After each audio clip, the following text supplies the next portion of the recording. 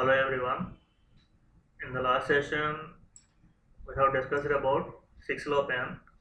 Today we are going to look at Zigbee protocol. So let's see the introduction about Zigbee. Zigbee is one of the most popularly deployed wireless technologies in recent years, especially in the case of IoT. Many people are using Zigbee devices. Okay. So it's an open standard and it's a wireless protocol which is developed by Zigbee Alliance. It's a group which consists of 270 plus companies. Okay, so they are looking after this Zigbee protocol. As I said, it's an open standard. It's lightweight, so less amount of code. Uh, Cost to implement is less, and data rate is less, and also the devices consume less power. Okay, that's why I am saying it is popular for IoT. Um, and one more thing is this Zigbee is built on top of IEEE 802.15.4, which is also called LRWPAN, low rate wireless personal area network. Okay, and Zigbee can support up to 65,000 nodes. This is a huge amount. So it is very beneficial for IoT scenarios where there are so many number of nodes. So here is a comparison of Wi-Fi, Bluetooth and Zigbee. Okay, so this is the Bluetooth basic rate. I mean the first version. It is not BLE, it's Bluetooth basic rate. Okay, so application you can see Wi-Fi is used in wireless local area networks and Bluetooth is used as cable replacement, and Zigbee is typically used for controlling and monitoring the systems or nodes in a network. And similarly you can see the frequency 2.4 GHz, 2.4 GHz, and Zigbee supports 3 frequencies. And this is interesting, battery life. If you see Wi-Fi, the battery life is approximately 5 days. For Bluetooth it is maximum 7 days. But if you look at Zigbee, the battery power can last up to 7,000 days. So Zigbee is very good for IoT, where sensors are typically operated using batteries. Okay, and nodes per network, Wi-Fi supports 30 nodes per network, Bluetooth supports 7, as we have already discussed in the previous videos, and Zigbee supports 65,000 nodes. Bandwidth, Wi-Fi offers a maximum of 100 Mbps, Bluetooth basic rate offers 1 Mbps, and if you look here, Zigbee offers less amount of speed when compared to Wi-Fi and Bluetooth. But speed is not an issue with sensors. Sensors will send the data at a interval of time. Maybe after 1 minute, it will wake up and send the data and again sleep. So sensors doesn't need much bandwidth. Okay. So range, Wi-Fi 1 to 100 meters, Bluetooth 1 to 10 meters, and Zigbee 1 to 75 and even more. Topology, Wi-Fi is tree topology, Bluetooth is tree topology, and Zigbee it supports 3 topologies. One is star, tree, cluster tree, and mesh. So we will be looking at these topologies in the coming slides. Okay, right. And history. So the original idea of Zigbee was conceived in the year 1998, but the first official specification was released in 2004 by Zigbee Alliance. Okay, so this is, you can say, Zigbee version 1. So they updated it I mean, they updated the 2004 specification in the year 2006. So what are the updates is they have added group addressing, security like encryption and frame authenticity. Okay, and again another update is made in 2007, where the Zigbee divided into two specifications. One is Zigbee 2007 and another one is Zigbee Pro. So now there are two separate versions in 2007. So what did they do in the version 2007 is they added something called Trust Center. The concept of Trust Center, which looks after the security. Okay, and what did they introduce in Zigbee Pro version is they have added additional software features, more scalability, data fragmentation, stochastic addressing, and enhanced security. So even though there are two versions, they are both interoperable. Okay, interoperable means that is if a device is using Zigbee 2007 and another device is using Zigbee Pro, they can automatically communicate with each other. Okay, no conversions etc. need to be done. They can talk to each other directly. Okay, so that is some history about Zigbee. Right, now Zigbee device types. So I think from the IEEE 802.15.4 lecture, you remember that these terms, right? Full function device and reduced function device, FFD and RFD. Okay, so if you look at FFD, it can perform all the things which are mentioned in the Zigbee specification. Okay, and whereas the things that can be done by RFD are limited. Okay, and this FFD, generally routers can construct any type of network, either star, tree or mesh, but same is not the case in the case of RFD. So you can see here RFD can only connect to an FFD, full function device.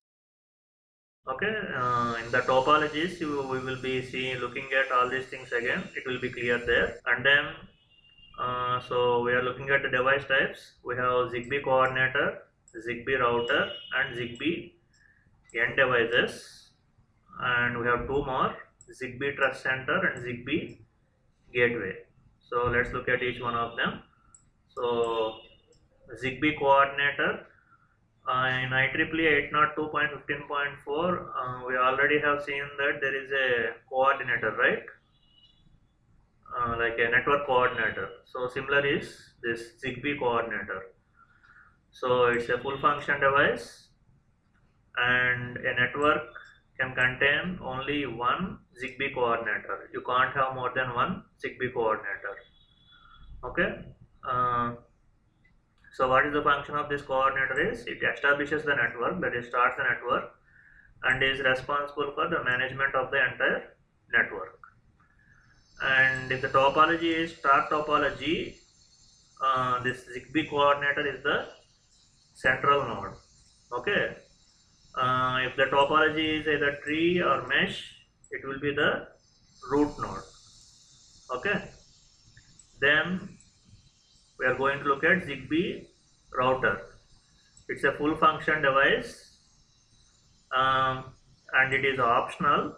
For example, if you take a star topology, we will not have any Zigbee router. But if you have tree and mesh topologies, we will have these Zigbee routers. Okay, and a network can have one or more of these Zigbee routers. That is, if you consider what are those tree and mesh topologies. And this router is often used to expand the Zigbee network. Okay, to connect more number of RFDs. Okay, right. So this Zigbee router does all the things like a coordinator except network establishment. So this network establishment task belongs to Zigbee coordinator and it is not done by Zigbee router. Okay, and then we have the end devices like mobiles, desktops, laptops, any device. Okay, so these end devices are RFDs, reduced function devices, and are usually located at the extremities of a network, that is at the edges of a network, and their main thing is to send and receive packets. That's all. Okay. They don't worry about anything related to network setup, management, etc. They send the data and receive the data. Okay. So these devices are not used as Zigbee routers. So these Zigbee end devices cannot be used for extending the network like Zigbee routers. Okay, and these devices often will be in sleep mode. Okay, why? Because majority of the time these things will be sleeping, that is they don't do anything. Okay, after some time they will wake up and they will send or receive data and again sleep. Okay, for saving power. All right, and then this is a optional device, I mean, okay, optional device. Its name is Zigbee Trust Center. It is generally used for security purpose.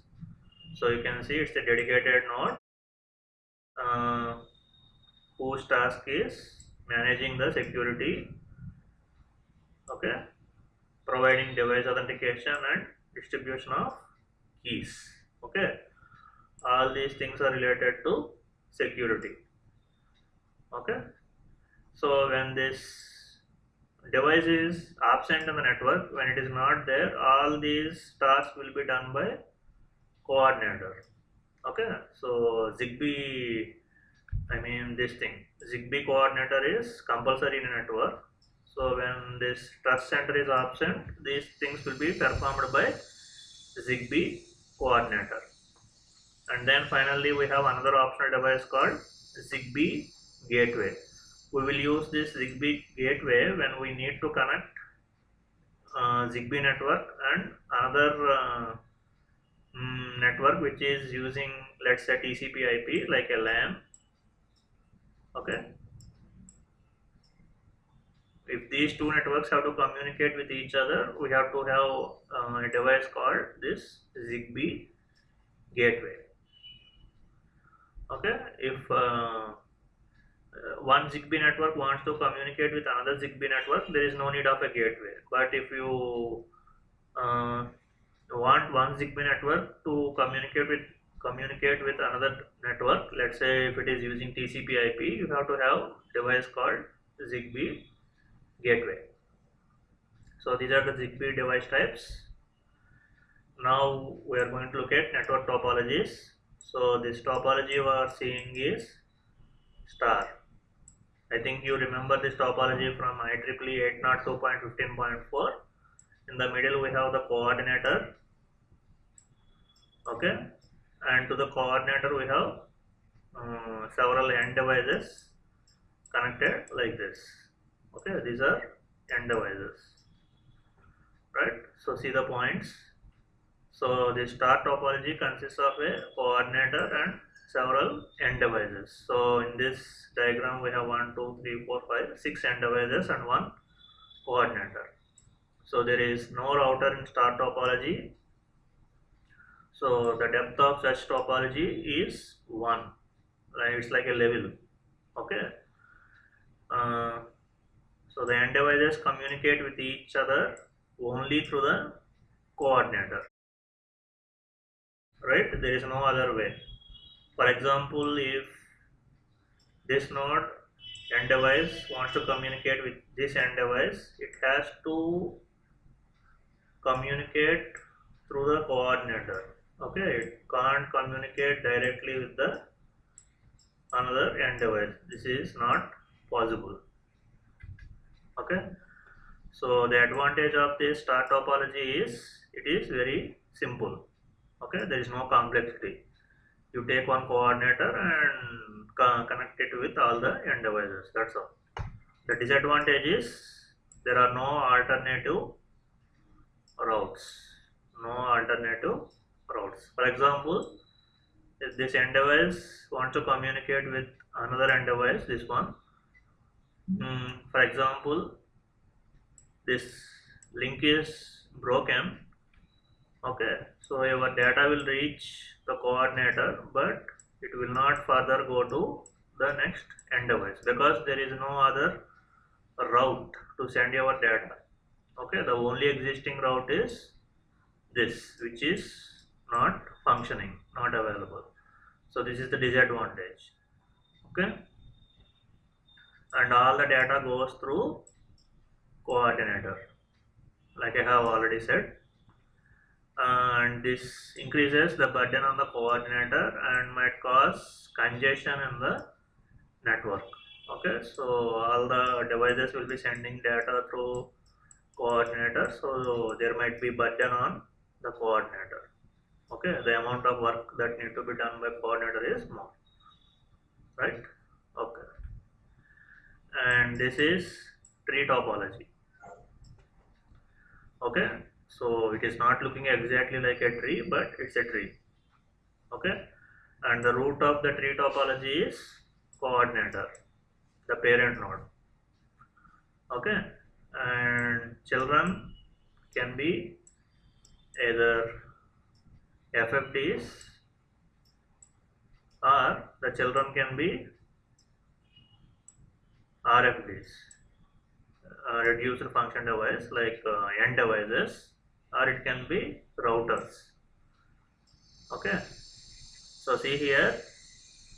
So in the tree topology, the coordinator at the top is connected to several routers and end devices, like I have already said. And router is used to extend the network. Yes. Okay. So if you see here, this router is connected to coordinator. So what is it doing? It is extending the network by adding other end devices. Right? Okay. If router is not there, you can connect end devices like this only. You can't have another level like this. Okay, right. Okay, uh, so only the coordinator and the routers can have children. So you can see here coordinator has children. This router is also having children. Okay, so the thing is end devices cannot have children. For example, if you look at this is a end device. You can't have another RFD connected to this. This is not possible.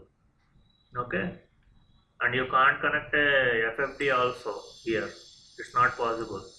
So only the coordinator and the routers can have children, and the children are permitted to communicate only with its parent. So this is also important. For example, if this end device wants to send data to this end device, it can't send directly like this. It's not allowed. So it has to send the data to its parent, and the router will forward the data to its parent, which will be the coordinator, and then the coordinator sends the data to the destination end device. Okay, right. Uh, if the parent is down, its children cannot communicate with each other. Okay, for example, if this router is down, these two end devices cannot communicate with each other. It's not possible. Okay, and now this is another kind of topology which is called mesh topology. So you can immediately see from the diagram this topology is very busy, right? There are so many links between the nodes, right? Okay, so like in tree topology, again the coordinator is the root. Okay, uh, And again, like entry, routers are used to extend the network. And here in mesh topology, packets pass through multiple hops to reach the destination. For example, this end device needs to send some data to another end device like this. So data goes like this, maybe to this router and to next router, and then finally reach the end device. Okay, so this is hop 1, hop 2, hop 3, hop 4. So that is the meaning of this multiple hops. Okay. So this mesh network is also called as peer-to-peer multi-hop network. Okay, and the advantage of mesh network is it provides alternative routes or paths for the packet to reach its destination. Like I said in the previous slide, if the data can go through this route, okay, after some time, let's say this link is not there, now the data can go through this way. Okay, maybe this network, this link is also down, it can go through this way. Okay, so there are multiple paths, okay, through which the packets can go. So because of this property, mesh network is also called self-healing network, because we have different alternative paths. Even if one or two paths are down, the packets can go through another path. Okay, but there are so many connections involved in mesh network, that's why it is more complex. Okay, because of that there will be more overhead, or more amount of data will be going, and we have to use more complex routing protocols, because we have to take care of all these things. So that is when a link is failed, how the data can go through another path. So we have to consider all these things in mesh networks. And then we are going to look at the protocol stack, Zigbee protocol stack. Before looking at the stack, let's look at some points. So there are two types of addresses that Zigbee uses. One is the IEEE address and another one is network address. So this IEEE address is 64-bit long, okay, and it is used to identify a Zigbee device. So this 64-bit long address, the IEEE address, is also called MAC address, okay, or extended address. So different names for the IEEE address, we can call it as MAC address or extended address.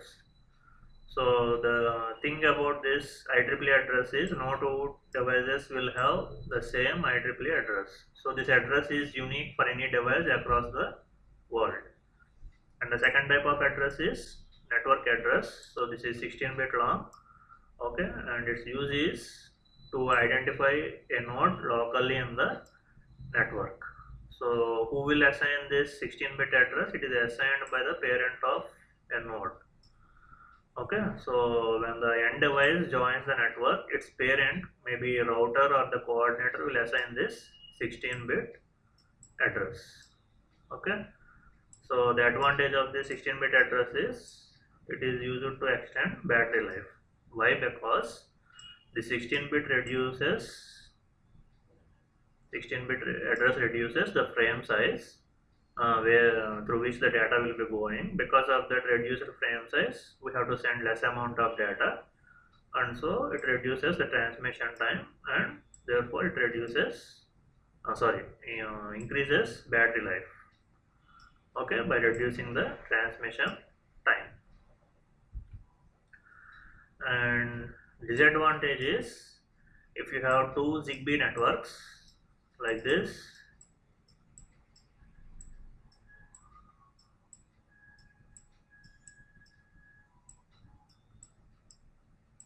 okay, if you consider this end device and another end device which are in different networks, they can have the same address, same network address, the 16-bit address. So it's a kind of disadvantage.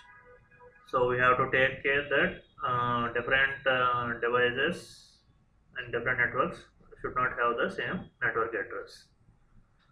Okay, so as I previously said at the beginning of the session, Zigbee is based on, is built upon IEEE 802.15.4 standard. This IEEE 802.15.4 defines physical layer as well as the MAC layer. It defines only the two layers. So the on top of these two layers, physical and MAC layer, Zigbee has added its own layers. So it has added the network layer, and it has added this application layer, which contains this application support sublayer as well as Zigbee device object. Okay, so these two as well as application framework forms the application layer, and we have one more thing called security service. Okay, so Zigbee protocol stack looks like this. So at the bottom we have the physical layer and MAC layer, which is already specified by IEEE 802.15.4, and this top thing is specified by Zigbee. Okay, so they have introduced the network layer as well as application layer, and they have introduced one more thing called security service provider. And the application layer contains three sub layers: Zigbee device object, application framework, and application support sublayer. Now let's talk about Zigbee physical layer. So its main function is to modulate outgoing signals and demodulate incoming signals. So this layer deals with transmission and reception of data from sources. Okay, and this physical layer frequency band consists of 27 channels, and this Zigbee uses DSSS, distributed sequence spread spectrum, and also optionally it uses PSSS, parallel sequence spread spectrum. And then the MAC layer, this MAC layer uses SISMA CA, carrier sense multiple access with collision avoidance for beacon transmission and for synchronization.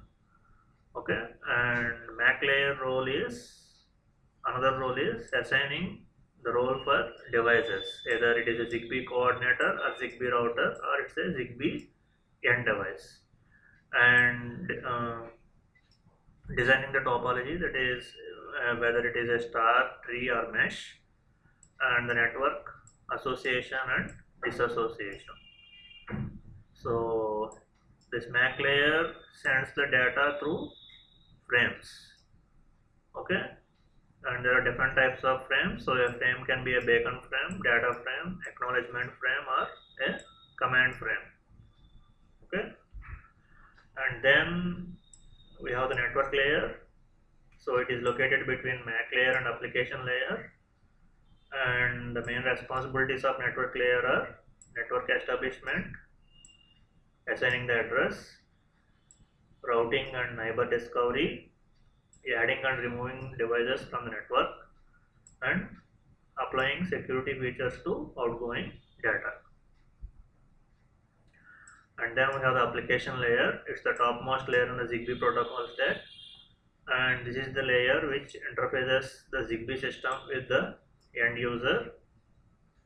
And this application layer is made up of three more things. One is Zigbee device object, application support sublayer, and application framework. So some points about the application layer. So the Zigbee device object assigns functions to all Zigbee devices which are there in the Zigbee network.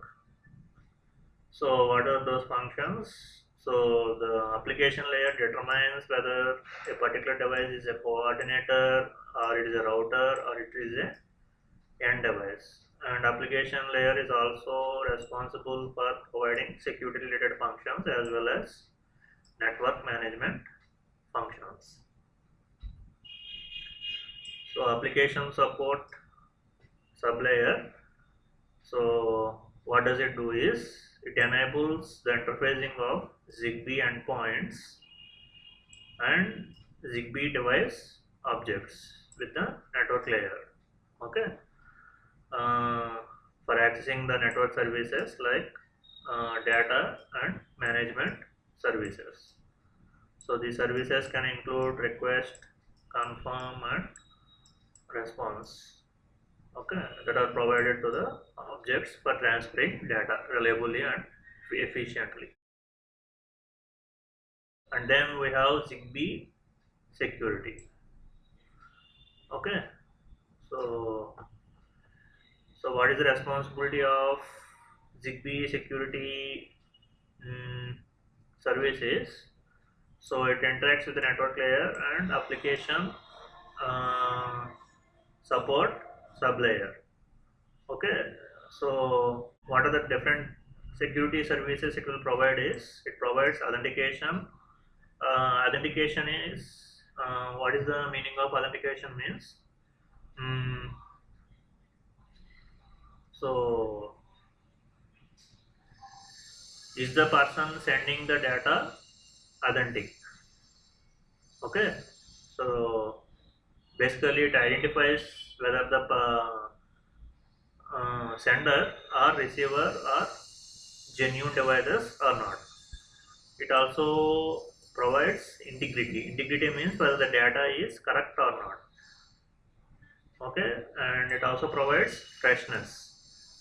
Freshness means it tells us how fresh the data is. That means we have security attacks called replay attack. Okay, it is one of the security attack. What happens in a replay attack is the attacker will cache the data from the sender. Okay, he will stop the data, he will modify the data, and again he will send the data to the receiver after some time. So this is called replay attack. So the attacker can modify or might not modify the data, but he stops the data and sends the same data again.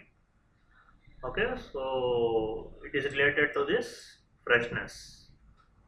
Okay, and another feature is privacy. Mm, it's like confidentiality. So only the intended device should see the data. In between, no other device should be able to see that data. This is the privacy. Okay. So how is this? How are these things implemented? Is so you can see here. Security is provided using counter mode encryption and cipher block chaining message authentication code CCM. Cipher block chaining message authentication code.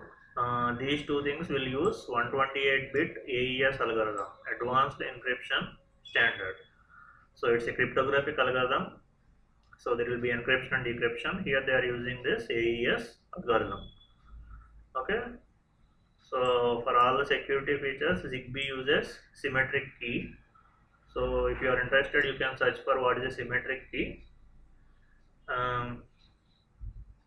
Right. So it is the responsibility of application developer to decide the level of security. Okay. And so a layer is also responsible to protect or secure a frame that it generates. Okay. So Zigbee uses three types of keys. So we have link key, we have network key, and we have master key. So master key is optional.